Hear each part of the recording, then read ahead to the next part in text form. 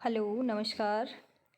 फिर से आपका स्वागत है हमारे इस यूट्यूब चैनल पर। हम पढ़ रहे थे कीन्स का रोजगार सिद्धांत। उसके बारे में हमने चर्चा की थी पिछले 3-4 लेक्चर में। आज हम कीन्स के रोजगार सिद्धांत की भारत के संदर्भ में क्या व्यावहारिकता है, क्या प्रासंगिकता है, उसके बारे में चर्चा करेंगे। कीन्स के रोजगार सिद्धांत के विकसित देशों में अत्यधिक लोकप्रियता के कारण ये प्रश्न उठना स्वाभाविक है कि क्या भारत जैसे अर्धविकसित या विकासशील राष्ट्रों में व्याप्त बेरोजगारी की समस्या का समाधान करने के लिए कीन्स का रोजगार सिद्धांत को लागू किया जा सकता है, और क्या ये सिद्धांत सर्वव्यापक है।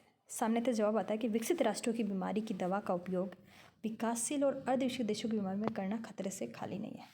एक आम तौर पर ये बोला जाता है कि ये जो सिद्धांत दिया गया था, कीन्स का सिद्धांत, वो विकसित राष्ट्रों के लिए दिया गया था, और उस सिद्धांत को हम विकासशील या अल्प विकसित राष्ट्रों में नहीं लगा सकते, नहीं लागू कर सकते। कीन्स का ये सिद्धांत सभी स्थानों, सभी परिस्थितियों में समान रूप से क्रियाशील नहीं होता है। इस सिद्धांत का उपयोग तो केवल अमेरिका, ब्रिटेन जैसे पूंजीवादी विकसित राष्ट्रों तक ही सीमित है। अर्धविकसित देशों में बेरोजगारी निराकरण में ये सिद्धांत उतना उपयोगी नहीं है। ऐसा जितना, देखो, दो बातें हैं, वहाँ पर इस सिद्धांत को लागू करने की सारी फेवरेबल कंडीशंस हैं, तो वहाँ ये पूर्णतः लागू है, होता है, उसकी व्यावहारिकता भी है। लेकिन हम ऐसा नहीं कह सकते कि बिल्कुल ही विकासशील और अल्पविकसित राष्ट्रों में लागू नहीं है। पर कुछ अर्थशास्त्रियों ने माना है, जैसे प्रोफेसर शुम्पेटर ने कहा है कि व्यावहारिक कीनेसियनवाद एक ऐसा पौधा है जिसे विदेशी भूमि पर नहीं लगाया जा सकता है। ये वहाँ सूखता ही नहीं, वरन सूखने से पहले ही विषाक्त हो जाता है। जबकि इंग्लैंड की भूमि पर लगाया गया ये पौधा स्वास्थ्यकर होने के साथ साथ छाया एवं फलदायक भी है। बिल्कुल सही बात है कि भाई ये विदेशी पौधा है जिसको हम यहाँ नहीं लगा सकते। विदेशों में जो जलवायु, जो कंडीशंस थी इस पौधों के पनपने के लिए, वो यहाँ पर नहीं मिलेगी। कहने का मतलब है वहाँ उस अर्थव्यवस्था की अपनी परिस्थितियाँ हैं, हमारी अर्थव्यवस्था की अपनी परिस्थितियाँ हैं, अपनी समस्याएं हैं। उनके आधार पर हम उस वहाँ के मॉडल को एज इट इज़ नहीं अडोप्ट कर सकते। कुछ 19-20 आपको उसमें मॉडिफिकेशन करना ही होगा, लेकिन एज इट इज़ आप उसको यूज़ करना चाहोगे तो ये पॉसिबल नहीं है। ठीक बात है। ये तो हम कोई भी विदेशी सिद्धांत को या विदेशी प्रक्रिया को यहाँ अपनाना चाहते हैं तो ज़रूरी नहीं कि वो वैसे के वैसे यहाँ पर कारगर हो। उपयुक्त कथन से सिद्ध होता है कि कीन्स के रोजगार सिद्धांत का उपयोग पूर्ण रूप से सर्वत्र नहीं किया जा सकता। भारत जैसे विकासशील एवं अर्धविकसित देशों में इसकी प्रयोज्यता सीमित है, क्योंकि न तो कीन्स के रोजगार सिद्धांत की मान्यताएं अल्पविकसित देशों में सही उतरती है, न उनमें व्याप्त बेकारी के स्वरूप, कारणों और व्यापकता में समानता है। देखो, इन्होंने इस आधार पर यह बोला है कि जो कीन्स की जो मान्यताएँ हैं वे भी हमारे जैसे अल्पविकसित या विकासशील राष्ट्रों में वो मान्यताएँ सही नहीं है। जैसे उन्होंने चक्रीय बेरोजगारी की बात करी, लेकिन यहाँ पे बेरोजगारी का अलग है, हमें एक स्वरूप देखने को मिलता है। भारत जैसे अर्धविकसित और विकासशील देशों में बेरोजगारी की जो प्रकृति है, कारण है, उसकी व्यापकता आदि में भिन्नता है। विकसित देशों में तो बेकारी व्यापार चक्रों से मंदीकाल में उत्पन्न होती है।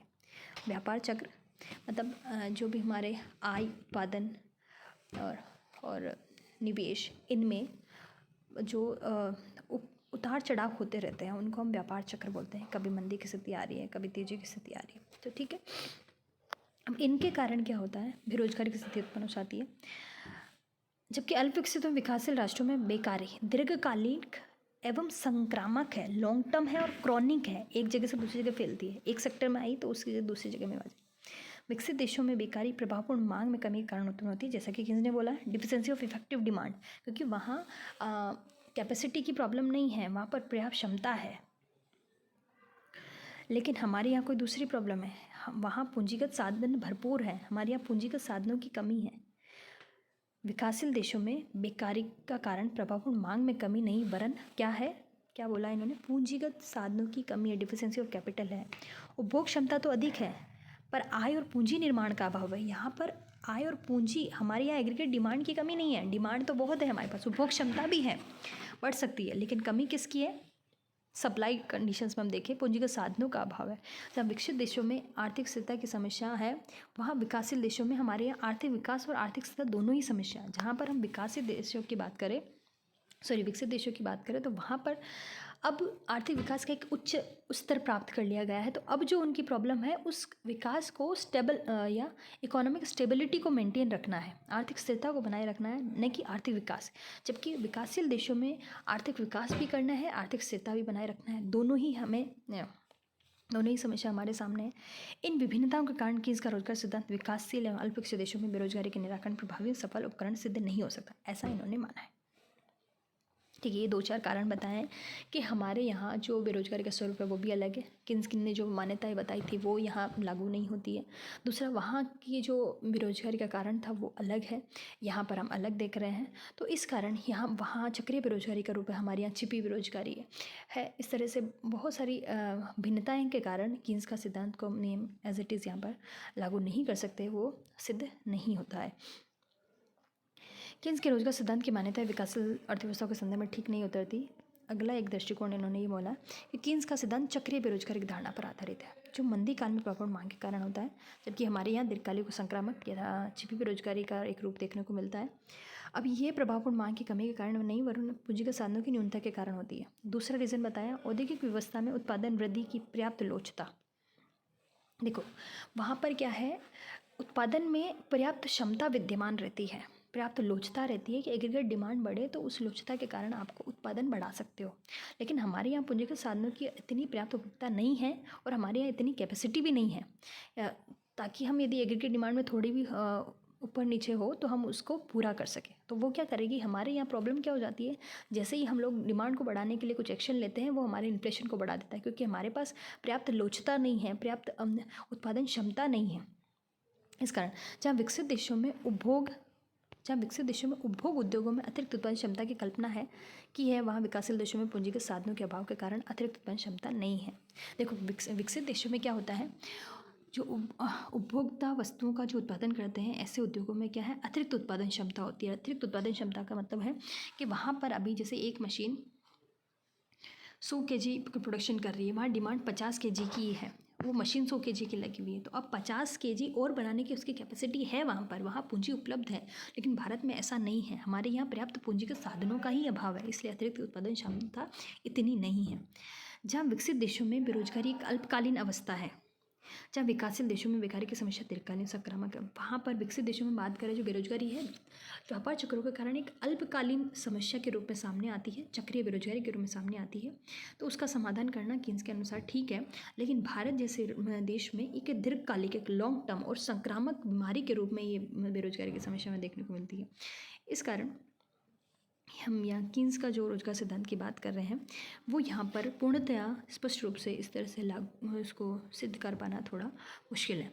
जहाँ कीन्स का रोजगार सिद्धांत बंद अर्थव्यवस्था की मान्यता पर आधारित है, वहाँ विकासशील अर्थव्यवस्था विदेशी व्यवहार पर आधारित खुली अर्थव्यवस्था भी है। बिल्कुल, ये भी बात है, कीन्स का जो सिद्धांत है बंद अर्थव्यवस्थाओं के लिए है, लेकिन अब आजकल विकासशील और विकसित सारी अर्थव्यवस्थाएं खुली अर्थव्यवस्थाओं के रूप में कार्य कर रही है। जहाँ कीन्स ने श्रम और पूंजीगत साधनों में क्षतिपूर्ति की मान्यता को आधार बनाया है, कीन्स ने श्रम और पूंजीगत साधनों में क्षतिपूर्ति की मान्यता को आधार बनाया, वहाँ विकासशील देशों में पूंजीगत साधनों का निरंतर अभाव होता है।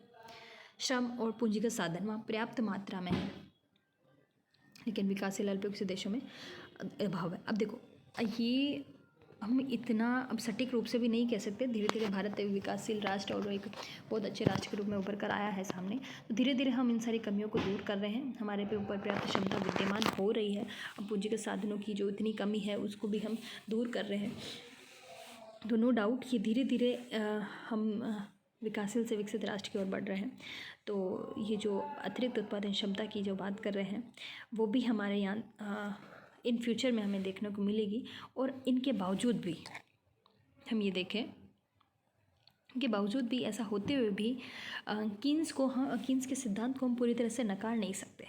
जैसे कि 100% नहीं तो 50% या कुछ रूप में तो ये हर एक देश में लागू हो रहा है। जैसे कि इसने जो सरकार के हस्तक्षेप की बात की है वो उतनी सटीकता से या उतनी पर्याप्त रूप से यहाँ पर हमें एक रिज़ल्ट नहीं देती है जितना विकसित राष्ट्रों में दे सकती है, लेकिन फिर भी उसका हम प्रभाव देख सकते हैं। मंदी की स्थिति से उभरने के लिए सरकार अभी, जैसे आपने देखा होगा, हमारी फाइनेंस मिनिस्टर ने एक पैकेज अनाउंस किया, आत्मनिर्भर भारत के अंतर्गत भी विभिन्न प्रकार के पैकेज दिए जा रहे हैं।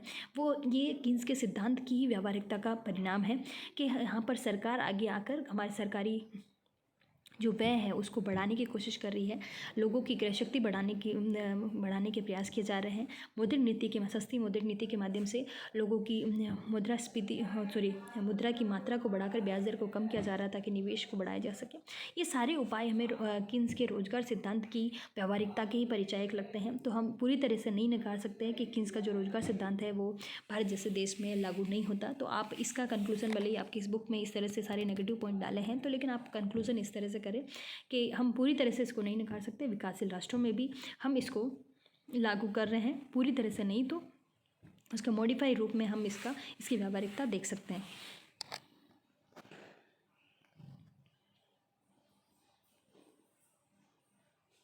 हाँ, एक जो ये बात ये ठीक बोली उन्होंने कि अतिरिक्त उत्पादन क्षमता नहीं होने के कारण यदि मौद्रिक नीति या सस्ती मौद्रिक नीति या विस्तारवादी राजकोषीय नीति अपनाई जाती है तो ये क्या करती है, अर्थव्यवस्था में उत्पादन तो नहीं बढ़ता है लेकिन उच्च मूल्य बढ़ जाते हैं, इसलिए स्टैक इन्फ्लेशन जैसी स्थिति हमें देखने को मिलती है। तो ये एक है, लेकिन फिर भी हम इसको पूरी तरह से नहीं नकार सकते। ये आपका कीन्स का एक व्यावहारिकता के बारे में हमने कीन्स के सिद्धांत की भारतीय अर्थव्यवस्था में व्यावहारिकता के बारे में चर्चा की।